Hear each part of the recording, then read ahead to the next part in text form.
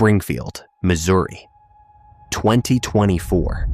Pastor Ethan Walker lived alone in a small apartment on the edge of town. At 34 years old, he wasn't famous. He wasn't the pastor of a megachurch.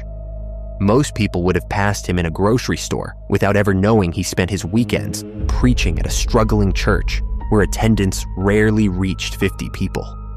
But Ethan loved God, and lately, he couldn't shake the feeling that something dark was happening in his city. For weeks, he had been waking up in the middle of the night with an overwhelming urge to pray. On a cold October evening, Ethan went to bed around 10 o'clock. At exactly midnight, he woke up. No noise, no nightmare, no reason, just awake. The digital clock beside his bed glowed red in the darkness. 12 a.m. Unable to sleep, he got up and sat in the living room. Outside, rain tapped against the windows. The apartment complex was silent. Ethan opened his Bible and began praying. Midnight became 1 o'clock. 1 became 2. By 3 in the morning, he felt burdened to pray for his city. Human trafficking, drug addiction, violence, broken families. As he prayed, he suddenly felt compelled to make a decision. "Lord," he whispered, "I'll speak the truth no matter what it costs."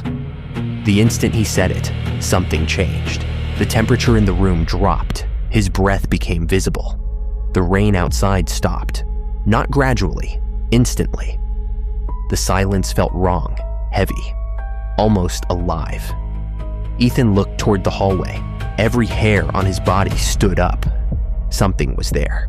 At first, it looked like a shadow. Then the shadow stepped forward. It was taller than any man, nearly 7 feet tall. Its body appeared twisted and unnatural, as though darkness itself had taken human form. Its eyes glowed with a sickly yellow light. Ethan couldn't move. Fear unlike anything he had ever experienced flooded his body. The creature smiled, then it rushed him. 1 second, it stood at the end of the hallway. The next, it was in front of him. An icy hand clamped around his throat. Ethan was lifted off the floor. His feet dangled helplessly. He tried to scream. Nothing came out. The pressure increased. His vision blurred. The thing's face moved inches from his own. Its skin looked burned, cracked, rotting. The smell hit him next, like something dead hidden inside a basement wall. The creature squeezed harder. Pain exploded through Ethan's head as something sharp slashed across his forehead. Warm blood ran into his eyes. The room began spinning. His strength faded. He was dying. The darkness seemed to know it. The creature's grin widened. Then Ethan remembered something his grandfather had told him years before. "When you're too weak to fight, call on Jesus." With the little strength he had left, Ethan whispered, "Jesus, help me." The reaction was immediate. The creature screamed, not a human scream, something far worse. The apartment lights exploded. Every bulb shattered at once. The thing stumbled backward.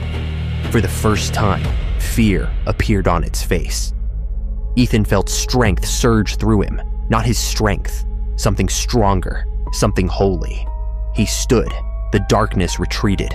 Its eyes burned with hatred. Then a brilliant light filled the apartment. The creature let out one final shriek and vanished. Gone.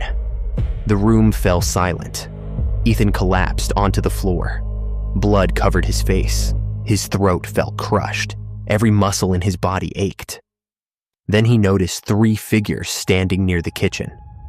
Men dressed in white. Their faces seemed almost impossible to look at. Not because they were frightening, because they radiated peace. One knelt beside him. Another placed a hand on his shoulder. The third quietly prayed. Warmth flooded Ethan's body. The pain vanished. His breathing normalized. The cut on his forehead closed.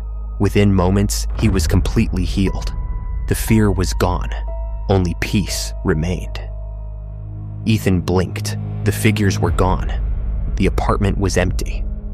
Outside, the rain had started.